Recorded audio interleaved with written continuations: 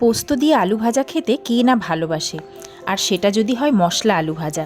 প্রথমে 5টি বড় সাইজের আলু ছাড়িয়ে ধুয়ে তারপর এইভাবে কেটে নিয়েছি।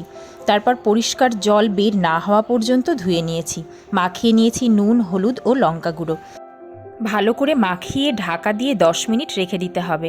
তারপর জল বেরিয়ে গেলে জলটি ছেঁকে ফেলে দিতে হবে ও আলুগুলি অন্য পাত্রে তুলে নিতে হবে। গ্যাস অন করে কড়াই বসিয়ে তেল দিয়ে 3 মিনিট হাই ফ্লেমে ভেজে নিতে হবে এই আলুগুলো। গ্যাস কমিয়ে ঢাকা দিয়ে রাখবো 3-4 মিনিট। তারপর ঢাকনা খুলে 2টো চেরা কাঁচা লঙ্কা দিয়ে আবার নাড়াচাড়া করে লাল লাল করে ভেজে নেব আলুগুলো। এমনভাবে ভাজতে হবে যাতে বাইরে থেকে ক্রিস্পি আর ভেতর থেকে নরম থাকে। একটা পাত্রে সার্ভ করে নিলাম, আর স্বাদের মাত্রা বাড়িয়ে দেওয়ার জন্য ওপর থেকে ছড়িয়ে দিলাম রোস্টেড পোস্তদানা। আমার ভিডিওগুলো যদি আপনাদের ভালো লাগে আমার চ্যানেলটি সাবস্ক্রাইব করার অনুরোধ রইল। ভালো থাকবেন।